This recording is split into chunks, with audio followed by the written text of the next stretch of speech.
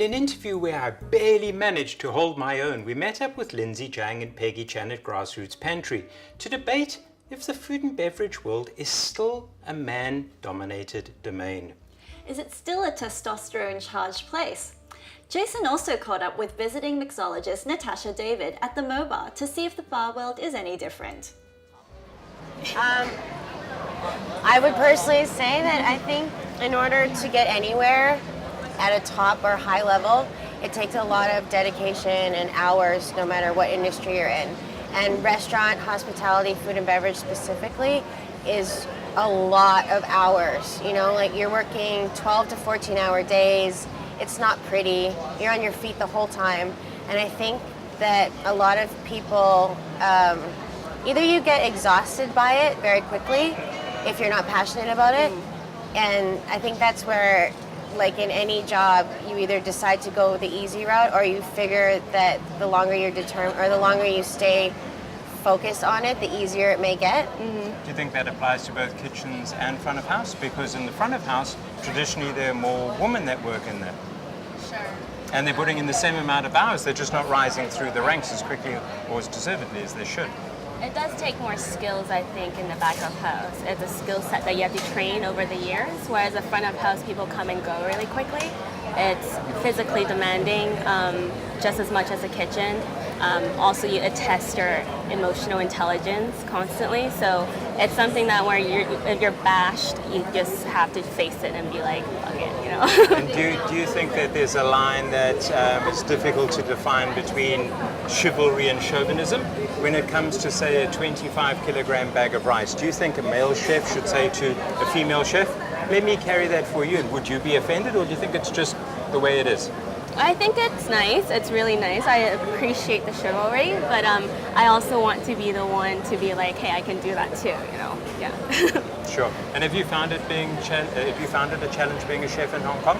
And well, now obviously you run your own kitchen, but coming up through the previous places you worked, was it difficult? For sure. I think, especially when I first started out, I was pretty much, I learned really early on that you just don't date each other inside the kitchen or whether it's front of house. It's just not right. Apart from Matt and Lindsay. That was not anymore. That's a bit of a okay. We're not cutting that part out, Peggy Chan. Keep going.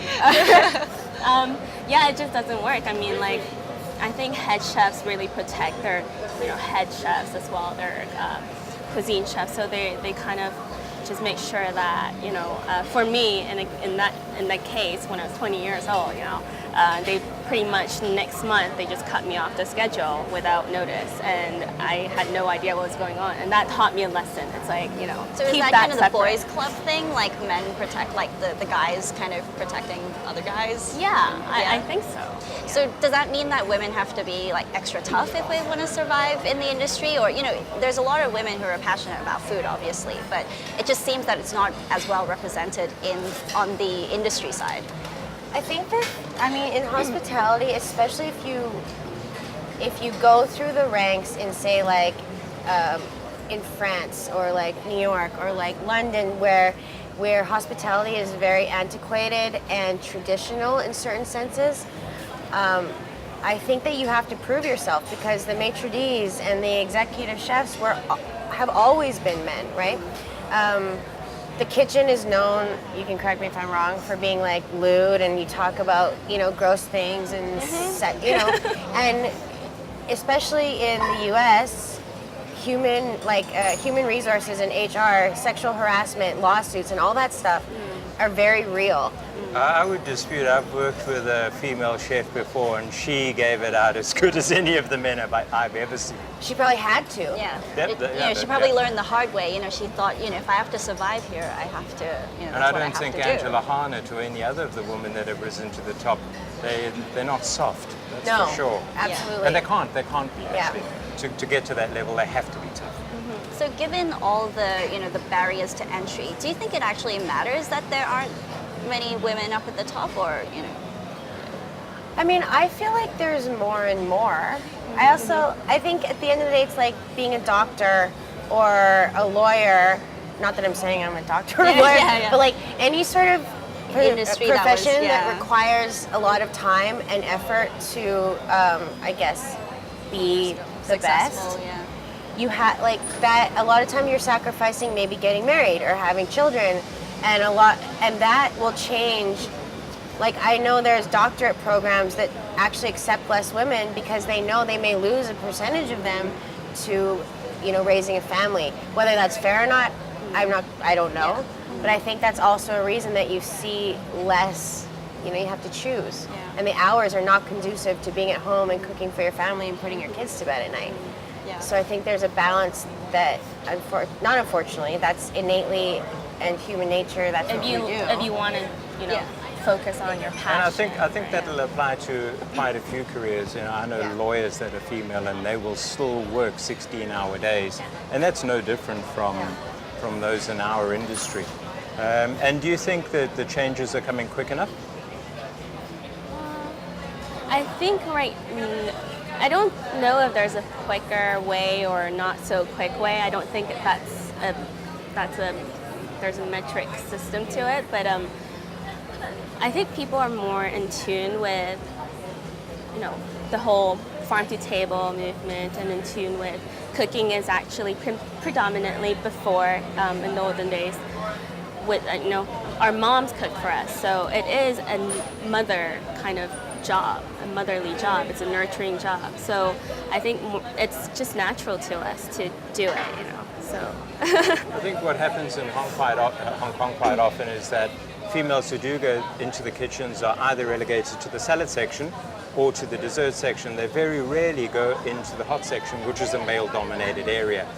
Despite probably having the skills and the ability to deal with the pressure and stress better than some men would be able to. And that's certainly got to change.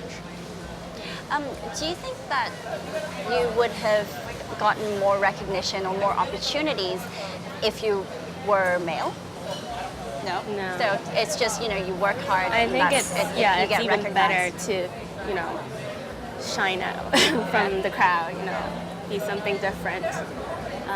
And it's easier. I mean, you work hard to get there. It's not like, oh, hi, Yeah. You work really hard to get there. Yeah. So I think it's natural. But it's interesting because, like, Matt and I mean, you have done it by yourself as a woman, which is awesome. And I've had a partner who's a male not the whole time, but on the... He wasn't a male and now he's a male. He wasn't a partner. Sorry, Matt. Sorry, Matt. And you're not cutting that I don't know one. how they let him grow so much hair. But what's interesting is, like, as we've gotten more, not famous, but like as we've gotten more successful, like it's interesting how that success translates. Like Matt will constantly be recognized and interviewed still for like being a chef and cooking, and his skill set. That's his like hands laborious task. Whereas like people will now approach me more about like who does your hair and how are your nails and like style tips.